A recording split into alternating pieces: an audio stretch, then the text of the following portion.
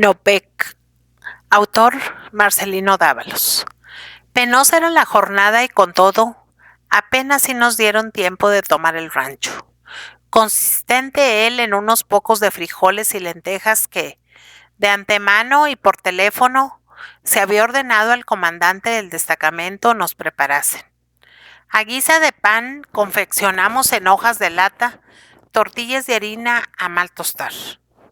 Silenciosos, malhumorados, engullíamos nuestro alimento, no sin haberlo compartido con la infeliz mujer y su hijo. El muchacho comió poco. Ella limitóse a tener el plato entre las manos, sin levantar siquiera la vista para darnos las gracias. Lloraba. Al darse orden de continuar la marcha, se acercó un sargento segundo a nuestro capitán, participándole que 3 de la columna no podían siquiera moverse. Para cerciorarse de si era o no verdad, se indicó al mayor médico los reconociera.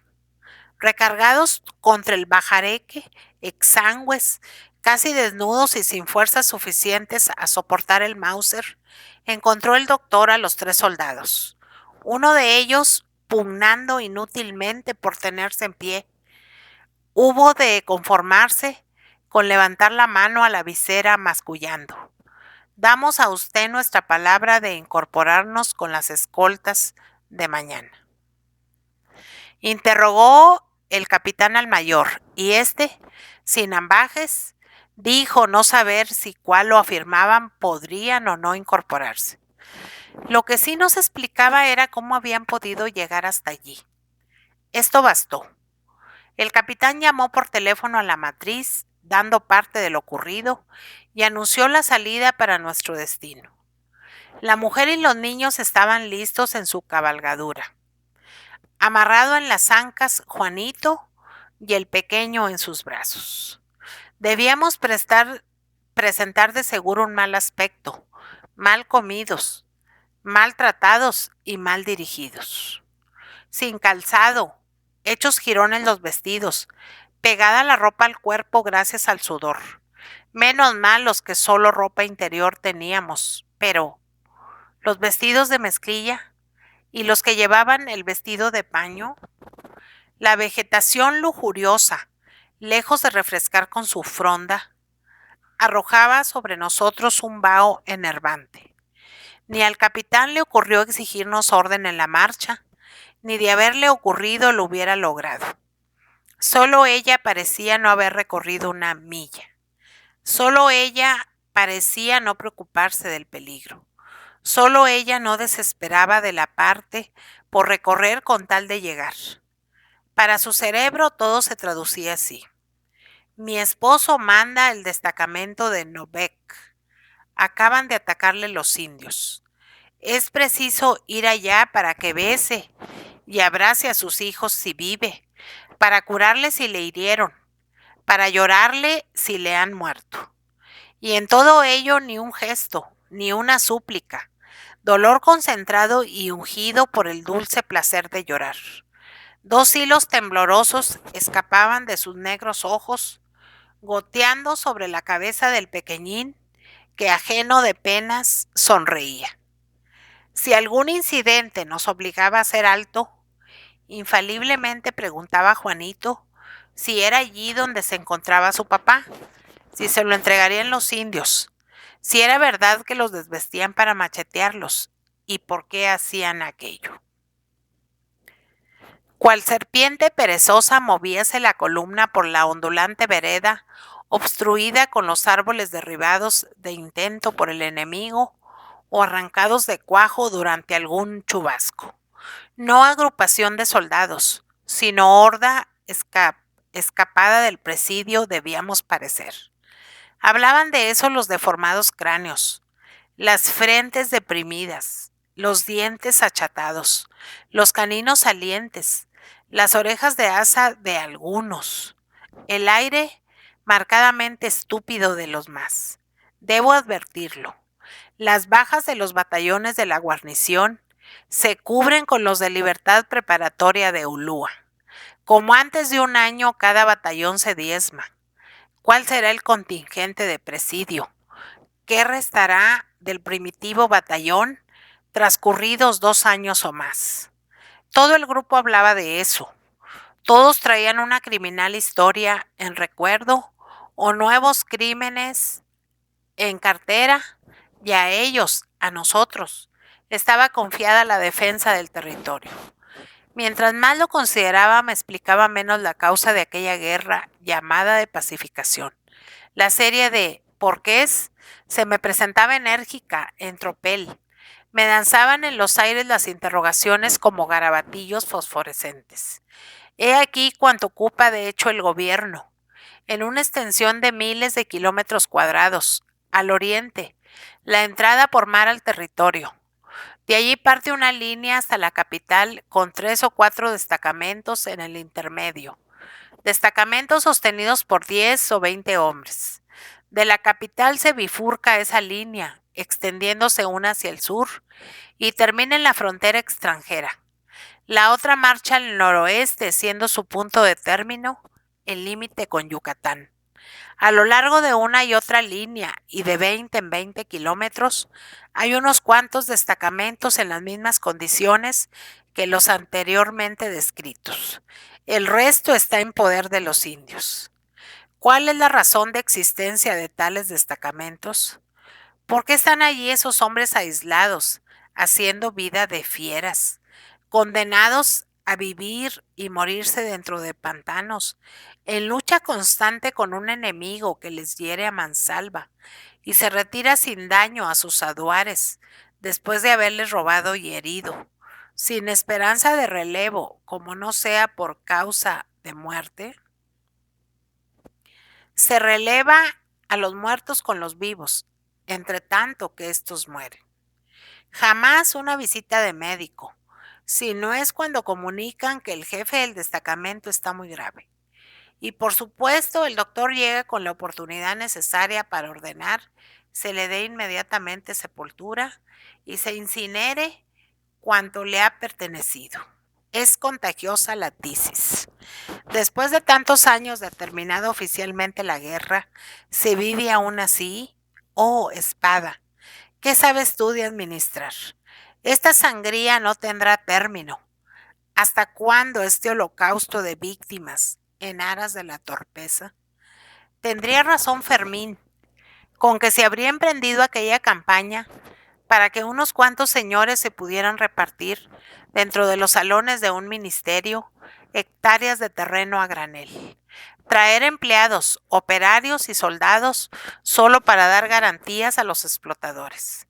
Traer cuadrillas de esclavos, sin cuidarse de sus vidas, con tal que ellos pudieran repartirse a fin de año altos dividendos. Allá, repatingados en sus sillones, ajenos a las peripecias de aquella marcha forzada, apenas si bastaba distraerme de mi viaje por el mundo del análisis.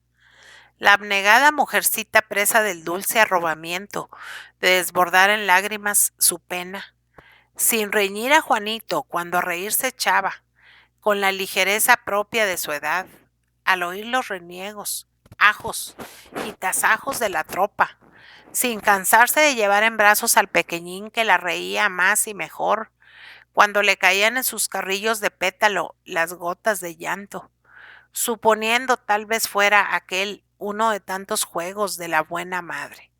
Adelante, decía el comandante, a tal hora debemos llegar a Sutjas. Pronto, hijos, ya descansarán. Adelante. Con fatal insistencia volví a mi pensamiento al tema. ¿Qué esperamos? ¿Qué medidas tomamos para conjurar el presente? ¿Cuáles para salvar el porvenir? ¿A dónde iba aquella promiscuidad de administración militar y civil? Si bien civil lo era solo de nombre. Como el jefe de la zona decía en los trances apurados. Aquí la Constitución soy yo, como dijo Carlomagno. Pobre Carlomagno, y cuán ajeno estuvo de pensar en decirlo. Y pensé con enojo en los destacamentos. El jefe del punto era el árbitro, y a él debían estar sometidas las demás autoridades. Un militarismo ultrajante. Lo que a raíz de terminada la campaña podía invocarse como disculpa, dados los años transcurridos, habíase transformado en culpa. Nuevamente detúvose la marcha. Faltaba uno de la tropa. Nadie se dio cuenta de ello, pero resultaba probable esto, que aprovechando una de las vueltas más pronunciadas del camino, se internó dentro del monte. Destacáronse 4 en su busca sin haber conseguido encontrarle. Una deserción, uno de los muchos casos en que el soldado, presa de un acceso palúdico, siente la necesidad de caminar, huir, escaparse. Un caso de extravío dentro del monte. Eran tan frecuentes. El monte es vengativo. Se internan para coger un fruto, para buscar el agua, y él se venga haciéndoles vagar y vagar en busca de salida. La ronda de aves de rapiña denunciará el lugar donde cayó. La mujer examinaba el bosque en todas direcciones con visible impaciencia, y Juanillo pedía se le desatara porque ya se le habían entumecido las piernas. Aguarda un poco, mira, si no llegamos. Quién sabe si nunca más le veremos. Se ordenó tocar llamada. Los momentos eran preciosos y no podían perderse así como quiera. Incorporábanse los que en busca del soldado habían ido, sin haber logrado inquirir su paradero. Adelante. El anda, anda de Achavero debe arrancar a su rugosa faz algo del gesto con que la muchedumbre escuchó la orden de marcha. Serían las 2 de la tarde, 2 horas más y estaríamos al fin de la jornada. Loado sea Dios. 2 soldados marchaban a nuestro encuentro. De Sudjas debían regresar con seguro. Uno de ellos se adelantó al capitán, asegurando ser de los que batieron a los indios, desprendiéndose para ello del destacamento inmediato al oír el tiroteo, pero no les había parecido prudente alejarse, por si fuera plan del enemigo debilitarlo para caer sobre él. Se les ordenó incorporarse y continuar con nosotros la marcha hasta Novec. La madre de las criaturas se les acercó para inquirir detalles. Recomendó el capitán toda serie de precauciones, pues nos hallábamos en la zona peligrosa. El lugar de los sucesos estaba ya cercano. Su proximidad logró borrar en nosotros la impresión del cansancio. Pensábamos tal vez en lo que dentro de pocos momentos miraríamos. Por uno y otro lado derribaron los indios los postes de las líneas telegráfica y telefónica, utilizando el alambre como parque. Diseminadas en todas direcciones, contamos hasta 100 trincheras. Nadie se hizo ilusiones. Triste, muy triste. Debió haber sido la suerte de los vencidos. Al fin, allá a lo lejos, un claro en el monte, era el campo de tiro. Sobre él y en siniestra ronda cerníanse millares de aves de rapiña. Inundó nuestros corazones una angustia desconocida. Lo que nos esperaba debía sobrepasar a los horrores hasta entonces presenciados. Al llegar a un saliente del monte y ya dentro del campo de tiro, un horroroso grito partió de nuestros pechos. Alarmadas las aves extendieron sus alas negras y fueron a posarse en las copas de los árboles vecinos. Las interrumpíamos en pleno festín. Osamentas dispersas, miembros en putrefacción, coágulos de sangre en todas partes, ni una casa, cenizas, troncos aún humeantes. Eso era todo. Eso restaba de Novec. A la derecha levantóse con estrépito otra bandada de sopilotes, y al internarnos en el monte revolcándose, presa de indecible angustia, vimos a uno de los soldados supervivientes con una pierna herida. La bala disparada probablemente a corta distancia hizo estragos espantosos. Muy cerca del herido estaban los cadáveres de 2 indios, en completo estado de descomposición y devorados en parte. Díjonos con débil voz que, en busca de salida y arrastras, pudo llegar hasta aquel punto sin percatarse de la proximidad de los muertos, sino cuando se vio también atacado por las aves de rapiña, a quienes de seguro atraía el hedor de su pierna. Se habían empezado a gusanar las heridas, a pedradas, a palos. Habíase visto obligado a defenderse de ellas, pero tenaces, no se retiraban sino para volver con mayor encarnizamiento a acometerle. Ánimo, dijo el doctor cariñosamente. Hay esperanzas. Nos improvisamos enfermeros llevándole bajo una enramada. Nuestros camaradas la construyeron cerca del lugar en que hacía unas horas todavía se levantaba el cuartel. Una vez curada y vendada su pierna, le rodeamos para oír de sus labios, como único testigo presencial, lo ocurrido que por interés de su salud. Temerosos de si alguna complicación le impediría hablar más tarde, le hicimos 1000 preguntas, contestadas no sin trabajo a causa de su debilidad. Logramos saber cómo y cuándo ocurrió el desastre. Fue el asalto por la mañana, aprovechando los indios la hora de salida de las escoltas para uno y otro lado del camino. Debían haber estado sobre aviso de la llegada de provisiones y el presupuesto del mes. Tan rápido, tan inopinado fue el asalto que cuando se oyó el grito de "a las armas", ya el enemigo había penetrado en la cuadra. Dieron muerte a 6 soldados y lleváronse las armas y el parque. De golpe se presentó a todos la inutilidad de la resistencia. Se pensó en huir, imposible. Seguidos de cerca por centenares de mayas, caían acribillados por las balas, y no bien habían caído, se les destrozaba sin compasión a machetazos. El bizarro jefe del punto, 2 asistentes y 4 heridos, se parapetaron como mejor pudieron dentro de la comandancia. Inútil.